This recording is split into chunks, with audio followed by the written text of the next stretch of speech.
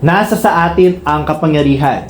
Taon-taon ginugunitang halalan upang pumili ng mga bagong leader sa ating pamantasan. Taon-taon ding nakasentro sa kanila ang paghihingi ng responsibilidad at pananagutan na epektibo nilang maisagawa ang kanilang mandatong mapagsilbihan ang 𝗧𝗶H. Ngunit babalik tayo sa ating unang punto. Nasa sa atin ang kapangyarihan at wala sa sino mang nagnanais na maging leader estudyante sa university student government. At itong tungkulin na ito ay ating maisasagawa sa pamamagitan ng pagtatanong, pakikilahok at kritikal na pagsusuri sa mga kumakandidato. Kaya naman ngayong HAUlalan 2025 inihahandog ng the Angelite ang isang espesyal na serye upang bigyang tanglaw ang ating mga katanungan sa advokasya at kakayahan ng mga kumakandidato. Ito ang Sit Down with the Chief, the Angelite HAUlalan 2025 Sit-Down Interviews. Para sa seryeng ito, magtatanong ako ng mga katanungan na sasagutin ng ating kumakandidato sa loob ng 1 minuto. Pagkatapos ng 1 minuto, maririnig nila ang tunog na ito. Ayan, ngayon kasama natin ang umahabol bilang Vice President sa ilalim ng partidong TINDIG. Kasama natin si Charles Lansang. Magandang araw, Charles. Magandang araw po. Ano pwede namin itawag sa'yo? Charles na lang. Charles, ayan. So, how does it feel na humahabol ka under the TINDIG party and with Adonis as your running mate? As of this campaign period, I feel empowered and motivated dahil kasama ko si Adonis sa pagtakbo dito sa darating na HAUlalan, and at the same time, nakaka-inspire and nakaka-motivate din yung binibigay na suporta ng Angelites, and it's also ng mga kasama namin mga humahabol na directors and senate and mga college student councils. Okay, sige. One of the requirements that we ask you is to provide your credentials, and your running mate Adonis provided a lot of curricular and even extracurricular academic achievements, and you only had a Lister award on your 3rd year standing first semester. That was last semester. How important do you think it is to become academically excellent as a vice president or as an officer of the University Student Council? Important na napapakita natin yung pagkakaroon ng mga lister in a way na napapakita natin sa mga Angelites na nababalance natin ang extracurricular and ang academic excellence natin, para at the same time nakikita ng mga Angelites na ayun nga, nababalance natin yung dalawang aspeto ng pagiging estudyante. So do you think it is a requirement for a University Student Council officer to become academically good? For me, as someone na hindi naman super academically good, parang it's okay din na nag-excel ka sa both pero nababalance mo pa rin siya. Pero I think na hindi naman siya super na requirement sa pagtakbo sa mga HAUlalan. Okay, sige. One of your feats as the University Student Council Director for Finance, diba? I think for 2 years already, is you having been able to provide unqualified opinions for the financial statements that you have prepared. How did you do this, and what are the controls or plans, activities that you did to ensure na properly represented ang financial transactions ng council? From the past 2 years, since my first year as nag-start ako as an associate director for finance, and through that, since nakikinig ako nun sa mga seminars na binibigay ng OSA together with the 𝗂𝗵𝗱 before and right now CFA, ayun, we have also internal controls such as cash monitor, request for budget and liquidation for requested budget, and also we do use Google Sheets to properly compute yung mga expenses and inflows ng ating council. So you'd be leaving that post like after 2 years. How confident are you na mapapagpatuloy ng University Student Council with whomever ang uupo bilang finance director na magpapagpatuloy ang unqualified opinion?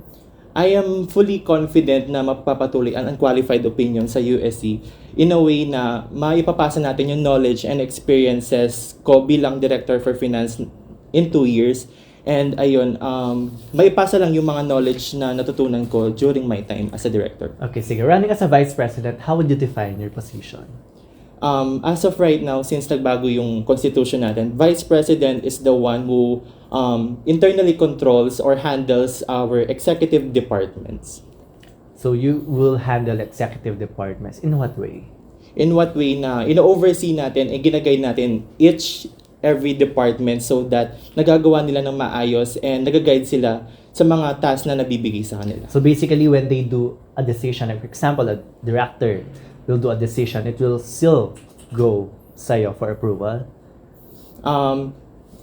Nagiging process yon sa paggawa ng mga tasks, which is yung paghihingi ng approval or guidance ng mga director sa University Student Council. So ayun, in that way, mas magiging maganda yung output ng mga directors for kanilang tasks. I think I'm just getting a little bit of like confused, if I could say na, how would you define like guidance and how would you define overseeing the executive department? Like, can you provide a concrete example for the students to understand your work?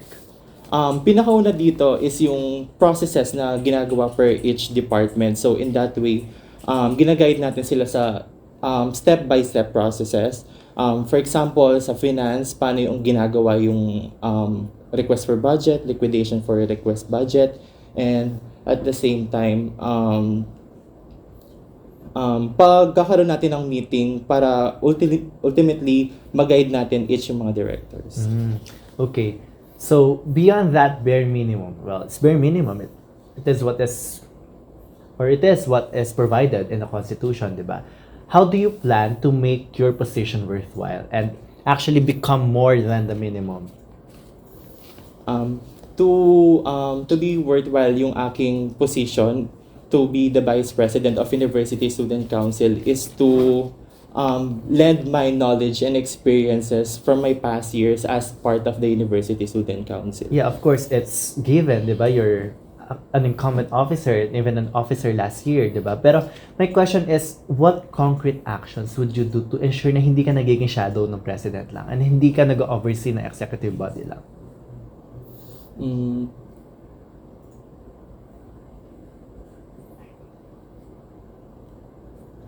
For me, I have my own steps in doing such tasks. Kasi ako personally, I'm very hands-on sa mga binibigay na tasks sa akin. And we can work independently naman ni Ado since I am the Vice President. So, handling such tasks, we can work independently since ayun nga, I am very hands-on when it comes sa work na binibigay sa akin. Okay, so you were the SOC senator 2 years ago, is that correct? What plans or what advocacies did you push forward as a senator? As I am the SOC senator last 2 years, I am di siya super na-utilize yung pagiging senator namin for the past 2 years, for the past year, that year, since mas nag-focus kami sa committing hinahawakan namin, but rather in that way, mas ginamit ko yung pagiging senator ko that way to connect with our college student council that year. Yeah, how did you connect with the student council of SOC? Ayun, since kapag may mga ginagawa activities kaming USC that time, nakikipag-communicate ako with the CSC to para ipamigay sa mga students yung mga announcement or mga activities na ginagawa namin that time. So, sinasabi mo na hindi nagawa or mas nag-focus ka sa pagiging director ng finance during your tenure as a SOC senator. Don't you think nakakulangan sa iyo bilang SOC senator that hindi ka nakapag-provide ng policies for the School of Computing student body that would actually benefit them? Actually, naging kakulangan nga yun since as that time, hindi super na-define sa amin kung ano nga ba talaga ang duties ng isang senator dahil mainly kapag naupo ka na nun, mabibigay ka ng madidesignate ka sa isang committee which is hindi super namin na-utilize yung pagiging senator namin, which is naging pagkukulang nga namin. Sige. Let's talk about academics, like some issues academically sa ating university. As the Vice President, of course, you would be on hand with Adonis, diba? And tackling issues with the administration. How would you tackle clamors about the lack of mental health break in our university? Mental health is really important sa ating mga estudyante, especially if papalapit after ng mga examinations, kailangan natin yon since kailangan din natin makapagpahinga and makapag-take ng break sa academics natin. So in that way, matatakil natin yun in a way na makipag-usap tayo sa ating mga administration kung ano nga ba ang mga plans nila about mental health break. So, like, meron na ba kayong concrete action na naiisip or like plano as to how you would be requesting mental health break off, or you have plans of actually requesting for it? Actually, part yon ng magiging namin, magiging plans for the next year. Pero syempre, kailangan natin ng thoroughly discussion kung paano may implement ang mga departmental mental health break, and at the same time, besides that, magkakaroon, isa din sa mga plans namin is magkaroon ng seminars or webinars about mental health. Well, beyond seminars and webinars, of course, di ba, if we can see naman, seminars and webinars, they do not have that large traction among the student body. What else do you think is very beneficial for the student body when it comes to tackling mental health issues? Pinakauna na dyan is pagbibigay ng letter or appeal sa mga offices for the mental health break, since super important siya sa ating mga students na kailangan din need natin ng pahinga every after term. Okay. How about for hybrid learning, 'di ba? Medyo matagal na nung height ng pandemic, 'di ba?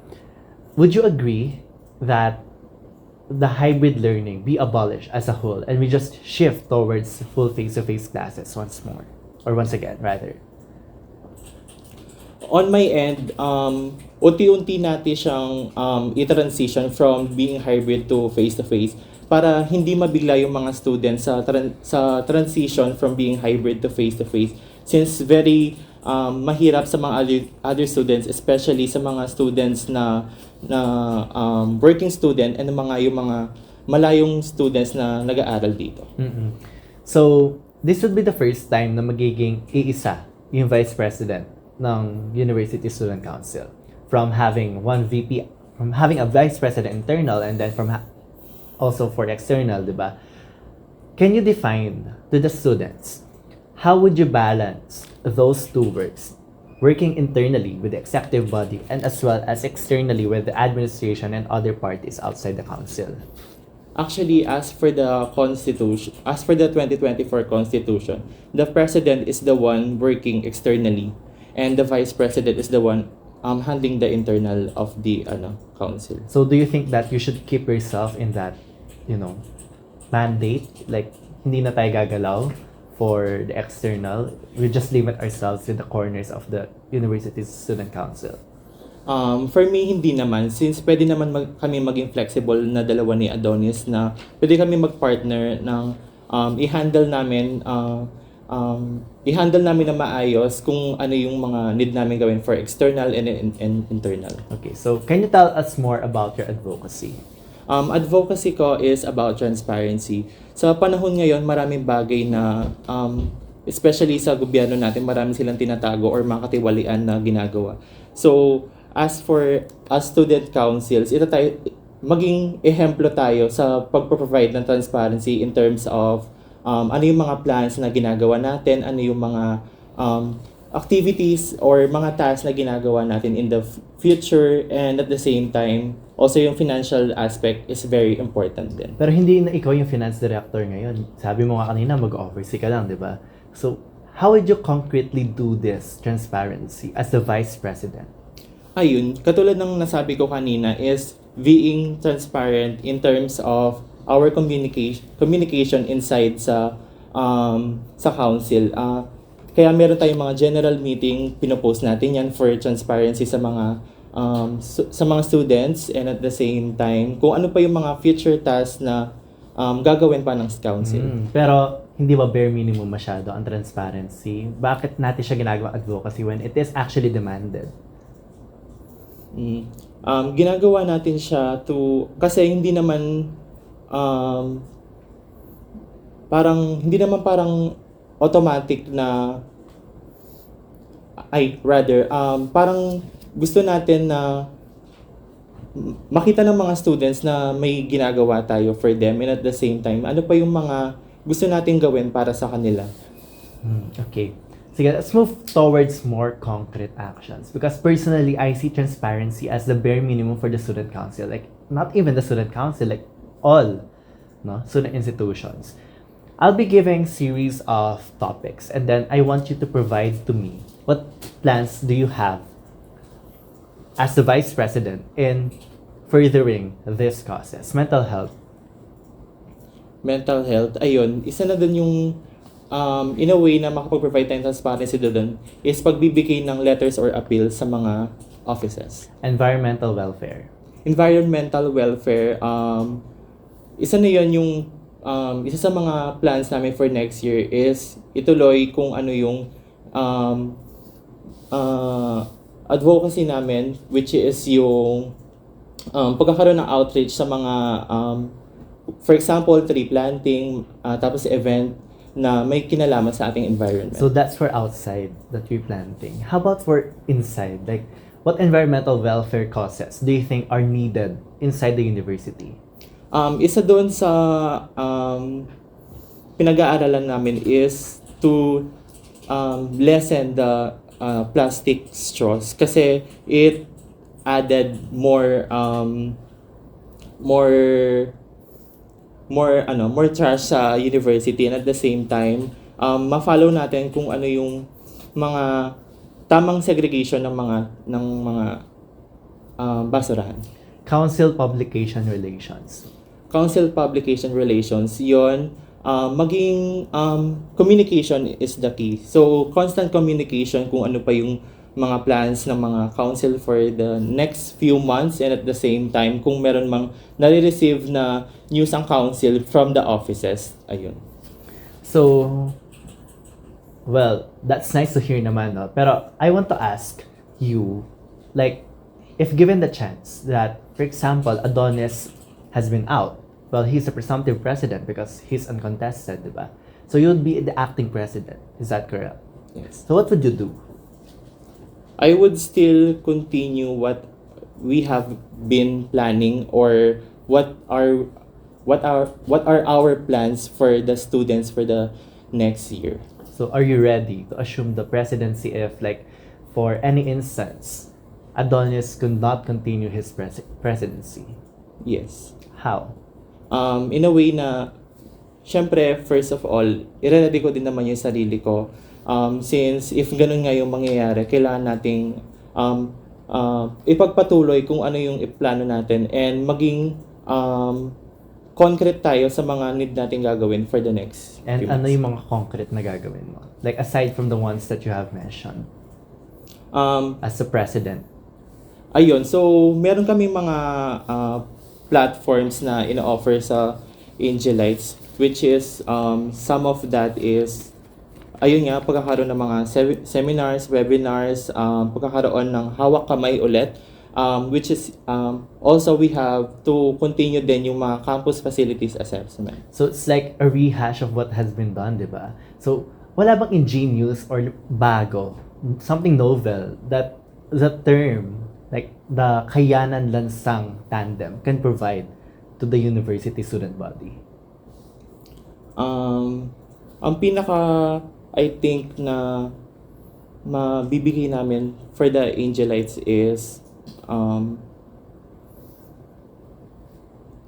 continuing what has been done in improving ano pa yung mga But my gustong question Angelites. is, what's something na novel, bago, yung mabibigay nyo? Kasi continuing the plans, it's not your original plans, diba? It's not yours.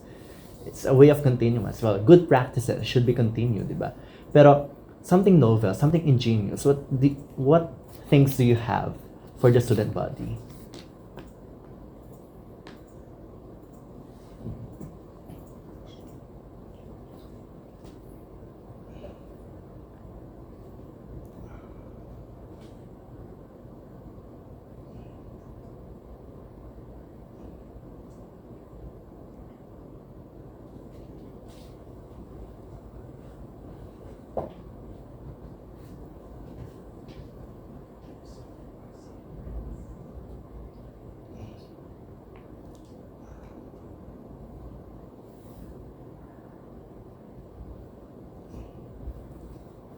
Okay, sige. I So, think, na mental yeah, block it's po. okay. I think let's proceed to the next question. The USC has been known to be, political, to be really political rather, as the history can narrate, diba? What are your thoughts on student activism, boycotts, and protests? I am into favor of the student activism since we are advocating for change. And one of the example is that sana as student activism, sana magbago din yung mga as an advocate for transparency, sana ma-provide din ng administration kung saan nga ba napupunta yung mga tuition natin and paano sila nag-allocate ng expenses nila. Sige. This would be the first time in years na meron laban sa vice presidency, di ba? How would you take losing against your opponent? If I were to lose sa kalaban ko, this HAUlalan, I would still continue to serve the Angelite community together with my party. Okay. Well, I think this is a crucial question to ask. Who do you think is better? Ikaw or yung kalaban mo? Of course, pipiliin ko yung sarili ko. And why? Kasi as someone who has been part of the USC for the past years, I have an advantage of knowing the internal works of the USC, and at the same time, sa akin since it would be my last year for the next year, mas pipiliin ko pa rin na mag-serve sa Angelite community for the last year. So, if hindi ka nga mananalo, say for instance, how would you still contribute to the student body? Ayun. Since na-mention ko kanina na I would still serve the Angelite community together with my party by being the voice and for example, our advocacies and spreading awareness towards some issues. So, like, would you consider having yourself as a Solicitor General, because that is a position that is being appointed by the University Student Council, right? Or other student councils as well. Do you consider yourself, or do you see yourself, if not as a Vice President, being appointed as a Solicitor General? That would not be a problem if I would be appointed as a Solicitor General for the USC. But, like, do you have any intention to have yourself be appointed? Yes, pwede naman. Okay. So, I think that's all for my questions. For now, you may introduce yourself to the student body and provide your advocacy and platforms as the HAUlalan commences or continues. Isang palaban na tumitindig na araw, Angelites. Ako po si Charles Lansang. Mula sa School of Computing, tumatakbo bilang USC Vice President under sa TINDIG Party. Ang aking advocacy is about transparency. Since sa panahon ngayon na maraming mga bagay na hindi need i-clear, kailangan natin maging transparent sa mga ginagawa natin, especially sa mga financial aspect ng ating mga binibigay na pera sa university. And thank you so much, Charles, for pagpapa-unlock sa aming interview. And I hope na whatever the result of the elections is, you continue with transparency and lead with accountability as always. At dyan nagtatapos ang The Angelite HAUlalan 2025 sit-down interview, sit down with the Chief together with Vice Presidential Charles Lansang from the TINDIG Party. Muli, ako si 𝗂𝗏𝗋𝗋, ang Editor-in-Chief ng The Angelite, at para sa HAUlalan 2025, manatiling magtanong at kritikal sa ating pagsusuri at lagit-lagi serve the people.